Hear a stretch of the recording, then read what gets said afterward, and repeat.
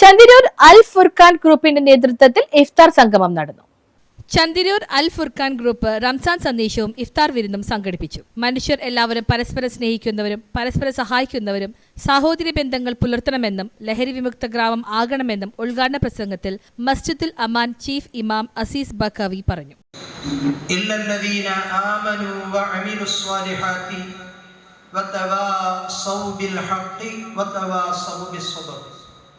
വളരെ അർത്ഥവത്തായ ഒരു സൂറത്താണ്.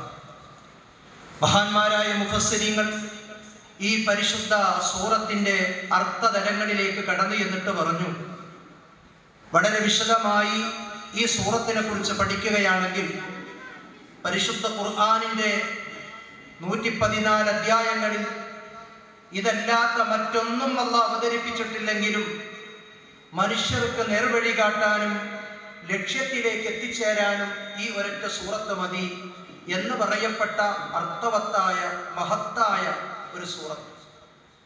എന്താണ് ആ സൂറത്തിന്റെ താല്പര്യം? എന്താ പഠിപ്പിച്ചു തരുന്ന ആശയം? വൽ അസുർ, കാലത്തെ തന്നെയാണ് സത്യം. യോഗത്തിൽ അൽ ഫുർഖാൻ പ്രസിഡന്റ് അജ്മൽ ചിറയിൽ അധ്യക്ഷനായിരുന്നു. Al Rahma charitable society chairman FM Farooq മുഖ്യ അതിഥിയായിരുന്നു. സെക്രട്ടറി VK സിറാജുദ്ദീൻ മുഖ്യപ്രഭാഷണം നടത്തി. ആശംസകൾ നേർന്നുകൊണ്ട് അരൂർ പഞ്ചായത്ത് മെമ്പർ നൌഷാദ് കുന്നിൽ, VA മിർസാദ്, അൽ ഫുർഖാൻ സെക്രട്ടറി റാസ് MM, മസ്ജിദ് ഇമാമാരായ കുഞ്ഞാമി മൗലവി, കബീർ മൗലവി, മനാഫ് എന്നിവർ സംസാരിച്ചു. അർ റഹ്മ ചാരിറ്റബിൾ സൊസൈറ്റി നിർധനരായ കുടുംബങ്ങൾക്ക് ഇഫ്താർ കിറ്റ് വിതരണവും ചെയ്തു. മികച്ച പ്രവർത്തനങ്ങൾക്ക് അർ റഹ്മ ചാരിറ്റബിൾ സൊസൈറ്റി ഉപഹാരം അൽ ഫുർഖാന് നൽകി. News bureau, Chandiroor.